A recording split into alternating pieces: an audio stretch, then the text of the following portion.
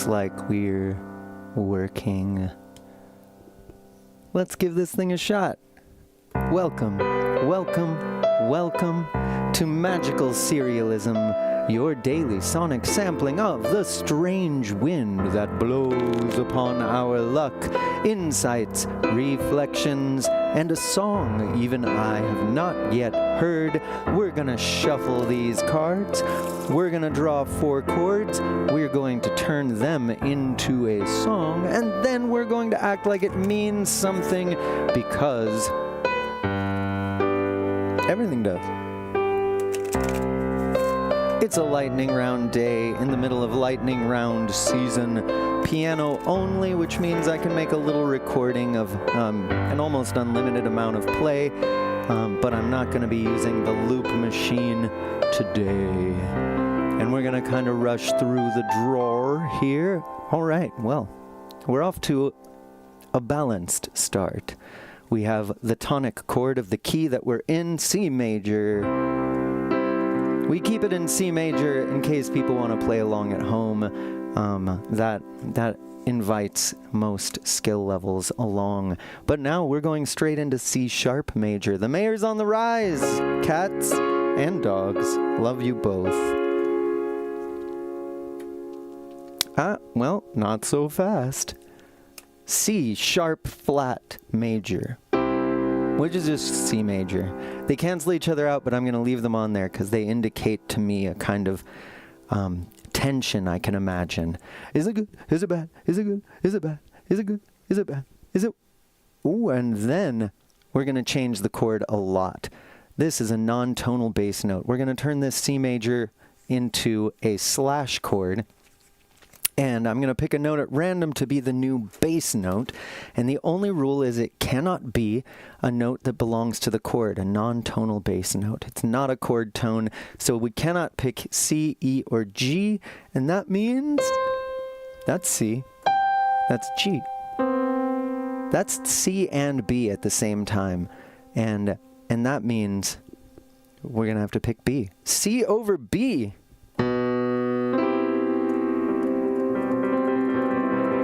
Which is technically making it C major 7 over B, but it's not really functioning that way. This usually just feels like something weirder, especially if you make the bass note really strong. That's you know what that is? That's one of the chords in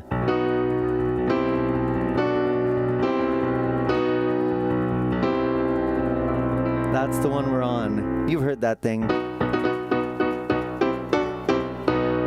And we're in the middle of that. The tensest moment, the one we skip across when we do that. And the conductor is next, which means we're going to walk down to G.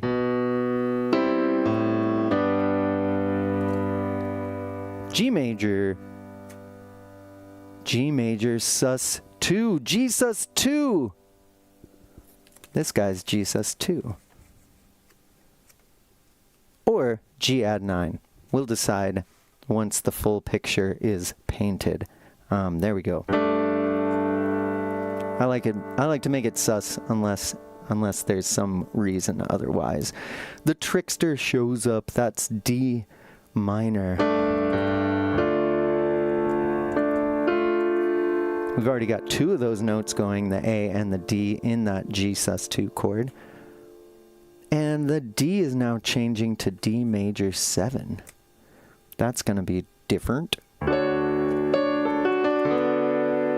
what are we looking at so far?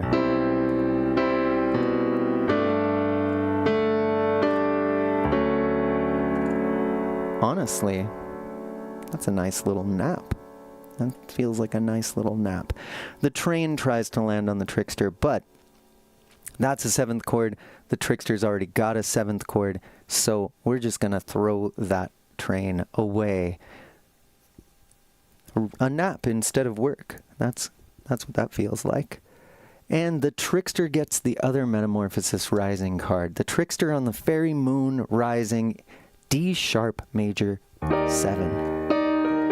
That's going to be a much more awkward move from this G sus 2. But it's kind of good. It does have a G in it, and the G sus2 doesn't have a B natural, so this A sharp, which looks just like B flat, is not as unwelcome as it would be if we just had G. Another fairy moon, now we're getting serious. Actually, that doesn't change anything. A dark horse does, though. Those 7th chord cards, they'll change a chord into the full version of that 7th chord. But this will go back and change the triad inside it to minor. So this is now D minor major 7, D sharp minor major 7. And that is a little wilder.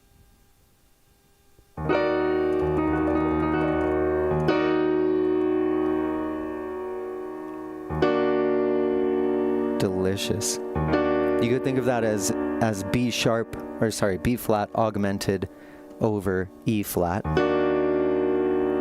But that's D sharp minor, D sharp major, minor, D sharp minor major 7. Another fairy moon. 3. You know, I forget how many there are in this deck, but that's got to be close to them all. How interesting. No change. No change. And then another sharp. Now, I thought there were only a couple of those in the deck. This shows you how good my memory works. 3 sharps, that's got to be all of them. That's got to be all of them. I don't know. I balanced the deck long ago, and once it started working after a year or two of trying it out, I left it the way it is, and that means we have E minor major 7 now, which isn't far from this G sus2. We're going to do this. D double sharp minor major 7.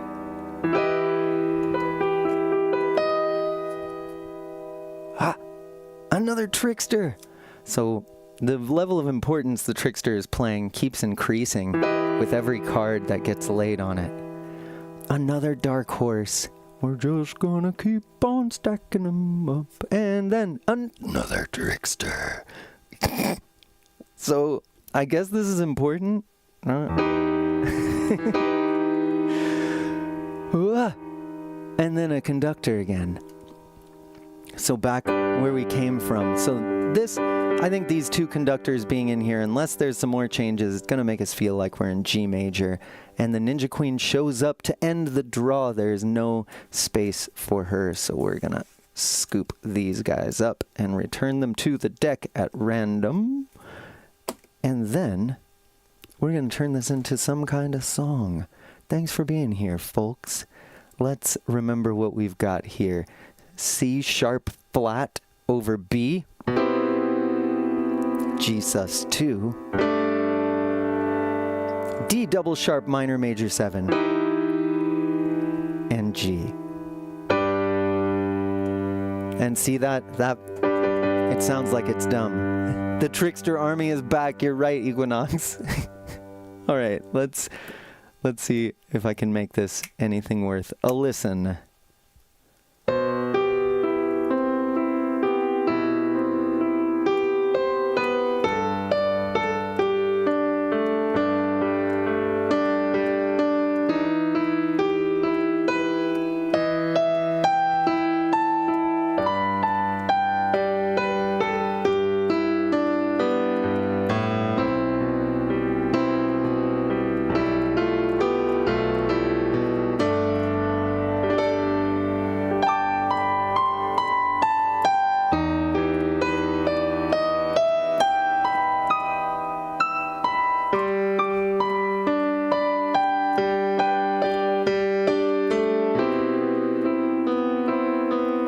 This is like a story. These moments of breath.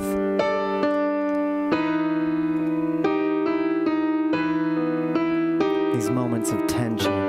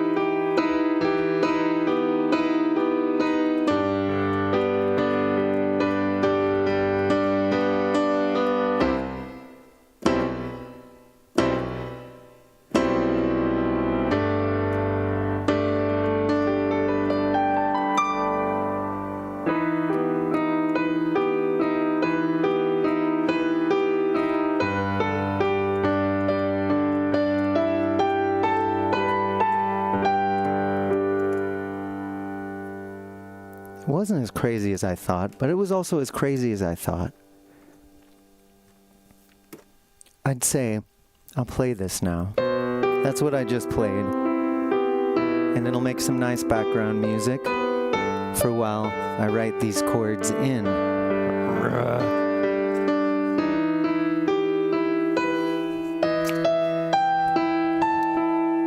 And honestly, this is a pretty accurate one. Oh, and you're probably... I'm using scratch paper here.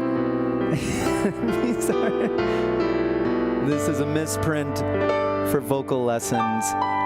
So, sorry, it's got the weird picture on it. I've got a few of those, I think, and a few other ones, but we're saving the environment. We're saving the environment here. C sharp flat over B. And I don't know if I should call that a B chord or C major 7 over B. Technically, the C major 7 over B is more accurate, but it does not sound like a major 7 at all. And so I'm reluctant to say that. But I will note that if true, technically that is a fairy moon that the mayor's got. The stressed out mayor. Poor thing. Jesus too. And then D double sharp. That's what them little X's mean. Minor major 7. And so under it, I'm just going to write E minor major 7. And then a straight up G. It's in our hands. And this does sound like we're in G major. If we were in C major, this would be a 1 major 7, but kind of not. This would be our 5 sus2. This would be our 3. And this would be our 5 again.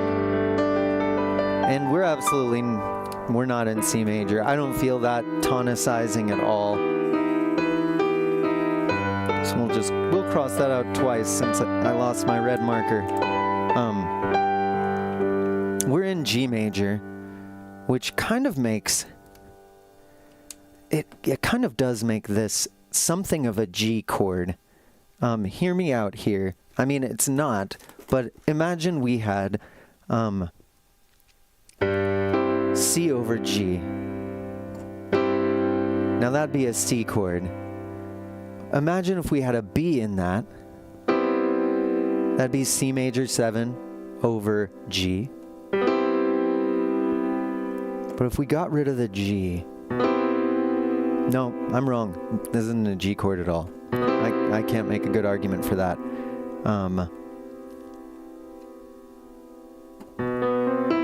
Can we make an argument that it's a B chord? A B... We can't get minor or major. We don't have the 3rd. We don't have the 5th, and that doesn't matter very much. But we don't have the 3rd, which makes me really reluctant to call it a B chord. Maybe let's try to make it as pretty as possible. Okay. Now it does sound like C major 7. But here's the problem with that. My bass note is being played way up here above middle C. There's middle C right there. And that kind of, yeah, okay, technically it is the note that is the lowest in the chord, but I think bass notes function very differently when you bring them up above middle C. Just as a general rule, if I bring that same note way down, well, let's go just below middle C. This is like right on the edge of it. If I try, I can hear that major 7-ness. But if I hear the B first, then that kind of hits me like something else. And if I go down here, it sure sounds crazy. Like I said, this really is the middle of this.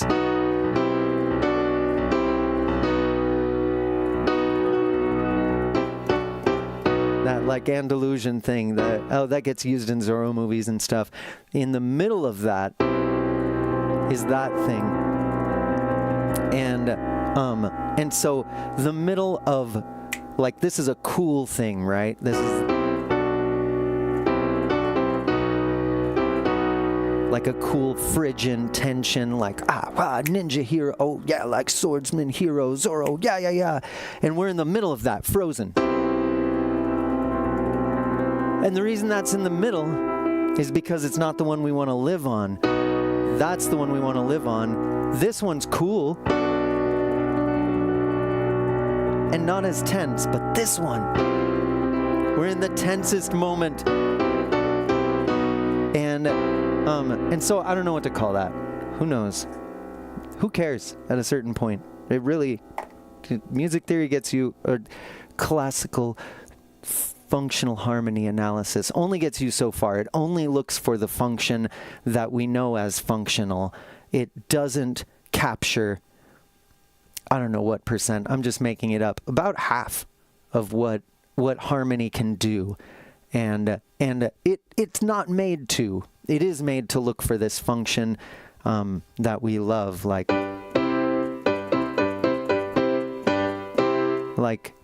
yeah, that's great, and it looks for that. And outside of that, it has serious problems, but it does let us label things, and yet I'm at a loss to label that one. Now we're on our 1 sus 2 because we're really feeling this in G. We could do a 1 add 9.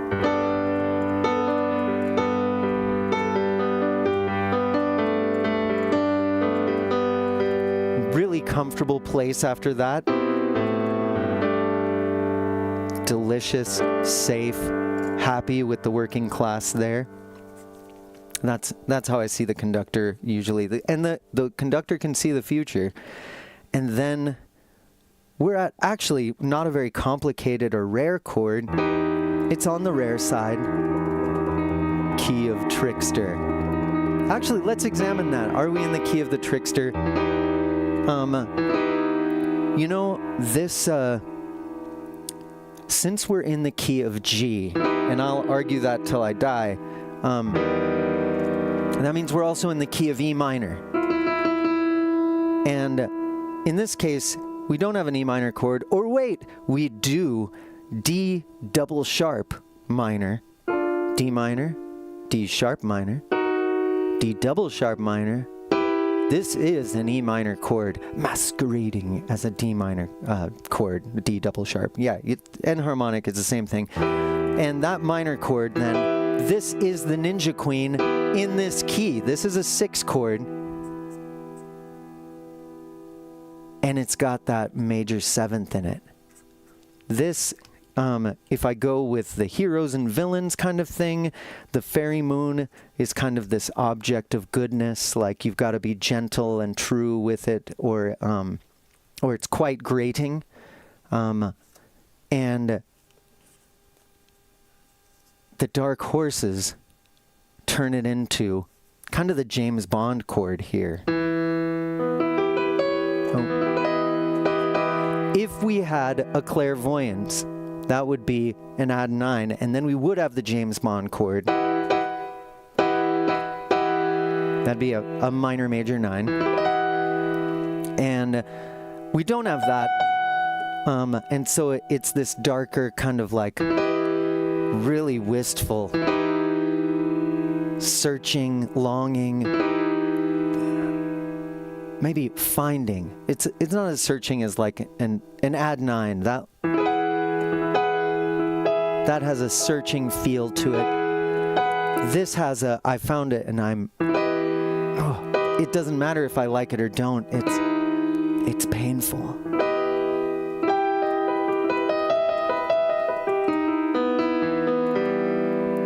And then the conductor back to our tonic. It's back in our hands. Let's play that again.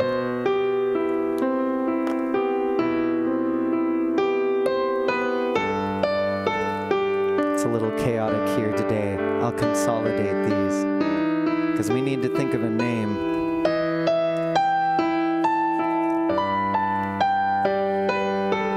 And I think I've said it a couple times.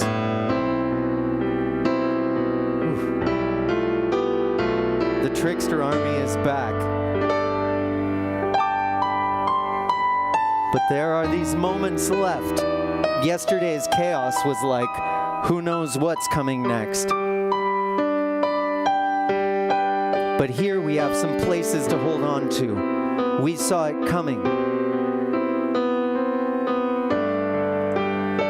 The mayor looks like a major seventh chord, like they're doing something. But it doesn't end up playing like a major seventh chord. It plays like something I'm absolutely incapable of naming. But I'll bet it's got a nickname somewhere. And this, when I hear this back and forth between these extreme levels of tension, and this safe level of tension, and this stable level, oh, I cheated there, that was the dominant seventh, and this stable, plain major chord. This is like my day. I wake up, oh man, waking up's hard once you're past a certain age anyways, but the day comes rushing in and it's beautiful, and I walk the dog probably, you know, and then I face the news. And then I come see you guys.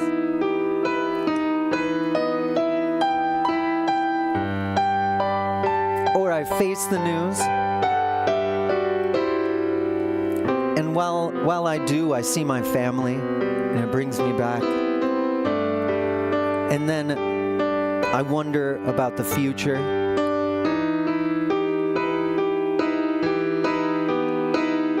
And then I have a sandwich.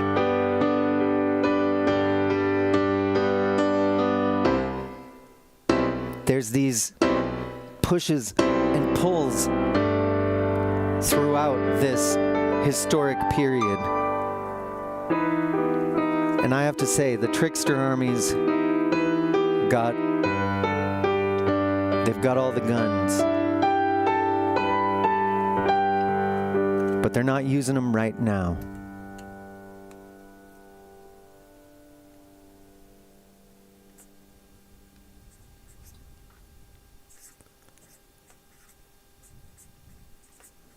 What's left to discover about where this goes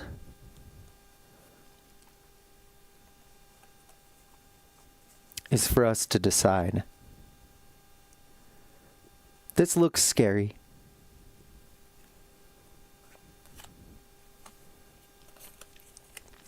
But there's more instances of safety than this one.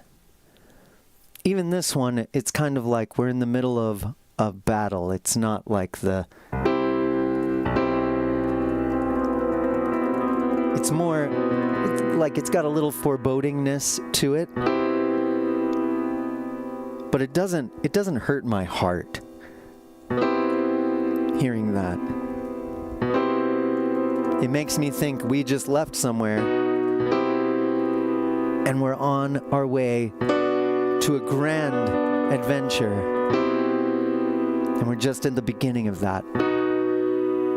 But this is one of the best sounds you can make.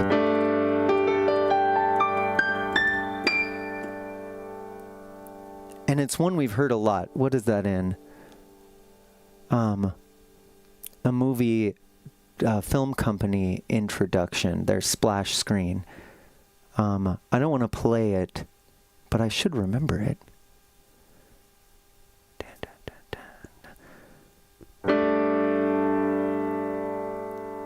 But I can't, which is maybe for the better. When I forget jingles, I lean into it. Good, I forgot that jingle.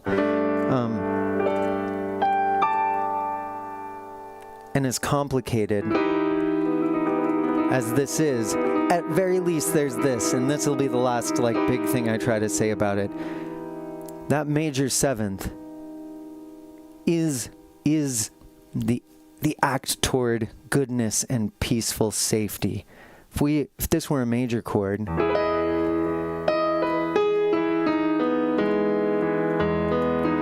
it's like it takes the pain of life, this interval,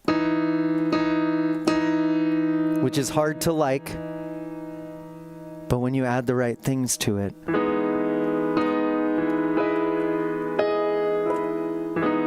it becomes one of the most beautiful parts of the act of goodness. And I kind of use this as, I say, the object of good power. And though it is in the wrong hands, they think they're the right hands. Most of the people who are part of the problem think they're doing the right thing. And that gives me hope and a little bit not, depends on how I think about it. But I choose to point my focus there. They think they're doing the right thing. How can we find out what is really the right thing and trust in each other to agree? We keep doing the work.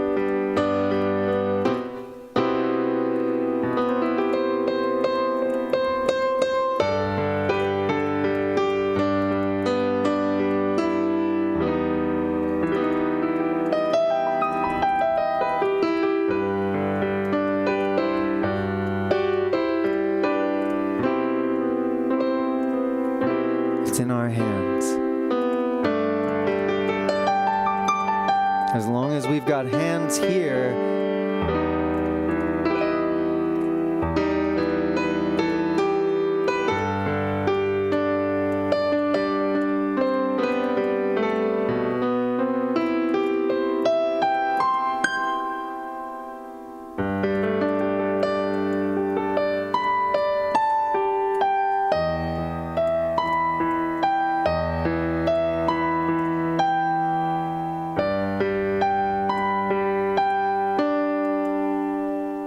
I hope you go out and do good things with your hands, and that you don't mind the trickster army. They're on the rise.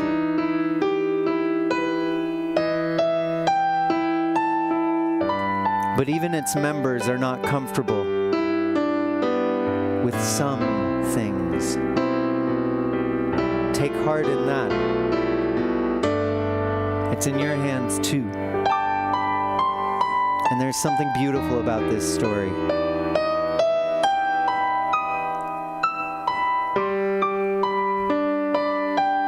And that's all I got. Love you guys. I will see you tomorrow for a much faster lightning round. Peace be with you.